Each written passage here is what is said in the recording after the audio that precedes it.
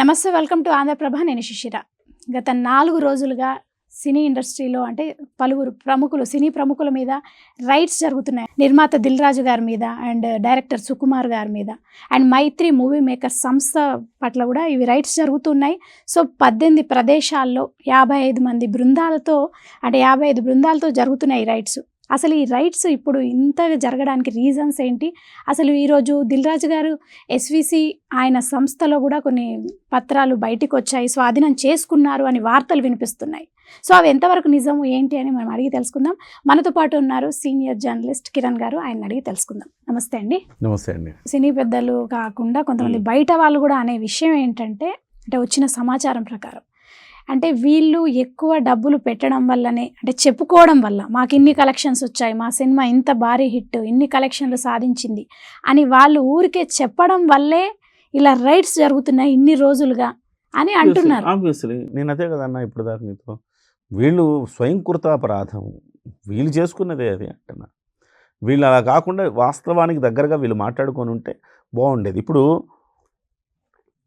Game changer ఉందమ్మా. Game changer cinema 186 కోట్ల రూపాయల ఫస్ట్ డే కలెక్షన్ వచ్చింది అని చెప్పారు. సో ఆ రోజు ట్రోల్స్ కూడా అయినాయి. 186 ఎక్కడొచ్చినాయి, అంత రాలేదు కదా అని చెప్పి ట్రోల్స్ కూడా అయినాయి ఆ రోజు. అయితే దీని మీద వెంటనే రామ్ చరణ్ గారు ఈ ఫిగర్స్ అన్నీ కూడా ఈ రకంగా ప్రచారం చేయాల్సిన అవసరం లేదు, సక్సెస్ మీట్ పెట్టాల్సిన అవసరం లేదని కూడా ఖండించాడు. ఎందుకంటే గేమ్ చేంజర్కి కొంత నెగిటివ్ టాక్ వచ్చింది. మంచి సినిమా తీశారు, అందులో సినిమా విషయంలో కమర్షియల్గా అది సక్సెస్సా ఫెయిలా అనేది పక్కన పెడితే సినిమా మంచి సినిమా కదా, ఒక కుటుంబ సమేతంగా వెళ్ళగలిగిన సినిమా, మంచి మెసేజ్ ఉన్న సినిమా, రామ్ చరణ్ అద్భుతంగా చేశాడు. సో అనేక ప్లస్లు ఉన్నాయి ఆ సినిమాలో. సో దానికోసం మనం సినిమా చూడమని చెప్పాం. కానీ ఇది కమర్షియల్గా హిట్టా ఫట్టా అంటే కమర్షియల్గా అంత హిట్ కాకపోవచ్చు, కానీ దానికి అనవసరంగా హిట్ కాని సినిమాలకు కూడా వీళ్ళు ఏ రకంగా అయితే బబుల్లాగా గాలిపడగలాగా చేసి చూపిస్తూ ఉన్నారో అలా చూపించొద్దు, వాస్తవాల్ని అంగీకరిద్దాం అని చెప్పారట రామ్ చరణ్ గారు. అందుకే ఇవాళ రామ్ చరణ్ గారి మీద ఎటువంటి అలిగేషన్స్ ఏం రావు. ఆయన క్లీన్ చిట్, ఆయన క్లీన్ స్లేట్ ఆయన. సో కాబట్టి రామ్ చరణ్ చెప్పడం వల్లే కాస్తో కూస్తో దిల్ రాజు బతికిపోయాడని చెప్తాను నేను. అలా కాకుండా మీరు వేయండి ఫిగర్లు, మనం కూడా పుష్పకి ఏమాత్రం తగ్గేదే లే అని వేసి ఉంటే ఫిగర్లు, ఈయన కూడా ఒక 1000 కోట్లు వచ్చాయి మా గేమ్ చేంజర్ నుంచి అని చెప్పుంటే ఈయన ఇరుక్కునేవాడు కదా. ఇంకా కానీ సంక్రాంతికి వస్తున్నామని ఇప్పుడు ఈయన ఇరుక్కుంది ఎక్కడంటే సంక్రాంతికి వస్తున్నాం దగ్గర ఇరుక్కున్నాడు.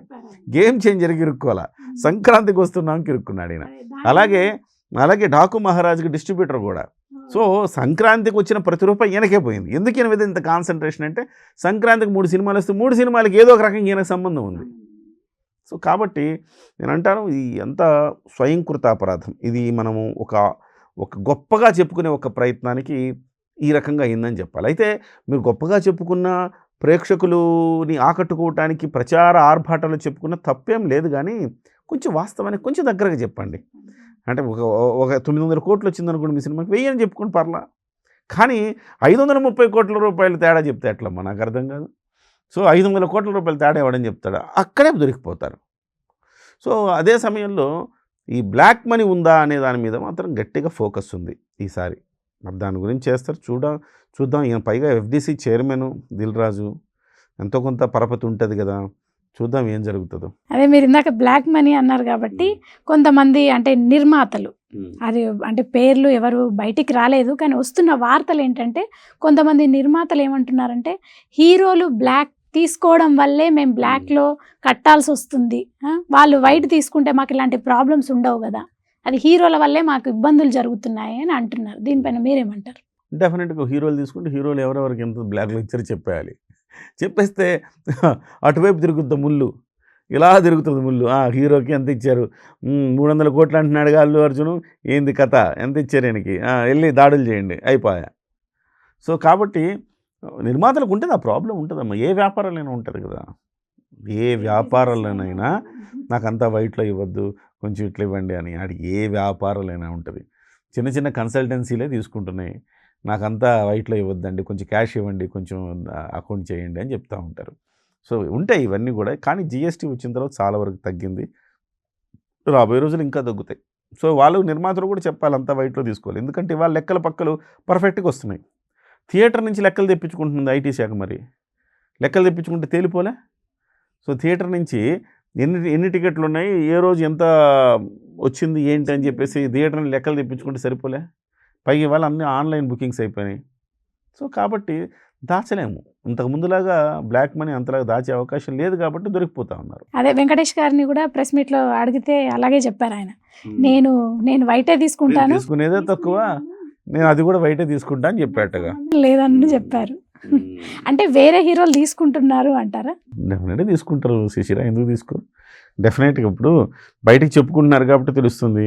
100 కోట్లు ఇచ్చేటప్పుడు అట్లీస్ట్ ఒక 50 కోట్లు బ్లాక్లో, ఒక 50 కోట్లు వైట్లో ఇవ్వమని అడిగే వాళ్ళు కూడా ఉంటారు.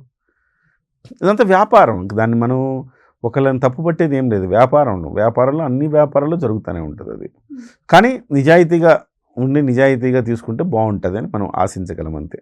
అంటే ఒక చిన్న విషయం ఏంటంటే, బేసిక్గా చాలామంది కొంతమంది అనే ఆరోపణ ఏంటంటే, అంటే పుష్ప 2 సినిమా స్టార్ట్ అయిన నుంచి ఏదో ఒక వివాదం సినిమా ఇండస్ట్రీకి సంబంధించి, అంటే ఆ సినిమా ఆ ఘటన కావచ్చు, లేకపోతే సినీ పెద్దలు వెళ్ళి సినిమా ఇండస్ట్రీకి అదొక ఐరన్ లెగ్ అయిందంటారా? అంటే కలవడం కావచ్చు, అంటే ఇవన్నీ సినిమా ఇండస్ట్రీని పుష్పని ఇబ్బందులు నడుస్తుంది. పుష్ప వచ్చిన తర్వాత ఐరన్ లెగ్గా మారింది. అన్ని వివాదాలు సినిమా ఇండస్ట్రీని చుట్టుముడుతుంది. అదే కదా నీ ఉద్దేశం? అనే వాళ్ళు అంటున్నారు. ఏమంటున్నారంటే అప్పటి నుంచి మళ్ళీ ఇప్పుడు సినిమా ఇండస్ట్రీకి రైట్స్, అంటే ఏంటి ఇట్లా సినిమా ఇండస్ట్రీ మీద ఎందుకు ఇలా జరుగుతున్నాయి అని అంటున్నారు కొంతమంది. మీరేమంటారు దాన్ని? కొంతమంది ఇంకా ఒక అడుగు ఆరోపణ ఏం చేస్తున్నారంటే, హిందీ వాళ్ళంతా లాబియింగ్ అయ్యారు, వీళ్ళ సంగతి ఏదో తెలుగు ఇండస్ట్రీ మీద కుట్ర పన్నుతున్నారు అంటున్నారు. వీళ్ళ సంగతి ఏదో చూడాలి. ఎందుకంటే మనం ఇంత కష్టపడి తీస్తున్నాం, ఇంతంత డబ్బులు ఖర్చు పెట్టి తీస్తున్నాం, మనకి రాని కలెక్షన్స్ వీళ్ళకి ఎక్కడ వస్తున్నాయి, అంత ఫేక్ నాటకాలు ఆడుతున్నారు వీళ్ళంతా. వీళ్ళు అసలు భాగవతం తెలియాలంటే ఐటీ దాడులు జరగాల్సిందే అని ఆ రకంగా వాళ్ళ లాబియింగ్ ద్వారా కూడా జరుగుతున్నాయని కొంతమంది నార్త్ వాళ్ళు ఇలా చేస్తున్నారు, కొంతమంది ఆరోపణ చేస్తున్నారు. అది ఏంటి అసలు ఇంతవరకు నిజం అంటారు? హిందీ వాళ్ళు 1000 కోట్లు సంపాదించడానికి, 1000 కోట్ల సినిమా తీయడానికి నానా అవస్థలు పడుతూ ఉన్నారు. అంత పెద్ద మార్కెట్ ఉండి కూడా మనం అలా వెళ్ళిపోయి 2000 కోట్లు కొట్టిపడేసామంటే ఏమనుకోవాలి? పైగా ముందే చెప్పి కొట్టాము, 2000 కోట్లు చెప్పి అవార్డు కొట్టాము, చెప్పి 2000 కోట్లు కొట్టాము. షారుఖ్ ఖాన్ కంటే 300 కోట్ల రూపాయలు. షారుఖ్ ఖాన్ ఎక్కడున్నాడు? షారుఖ్ ఖాన్ 250 కోట్లు రెమ్యునరేషన్ అంటే 300 కోట్లు తీసుకుంటున్నాడు మన అల్లు అర్జున్. మళ్ళీ వాళ్ళ కాలదా మండదా శిశిరా? సో అలా మండింది వాళ్ళకి. సో వాళ్ళ పాత్ర కూడా ఉండేమో, అంటే దాని మీద కూడా కూపీ లాగుతున్నారు, తీయాలి. చెప్పుకోవడం వల్లే మనమే ఇబ్బందులు పడుతున్నాం అంటారు. ఆబ్వియస్లీ. ఓకే అండి, థ్యాంక్ యూ సో మచ్.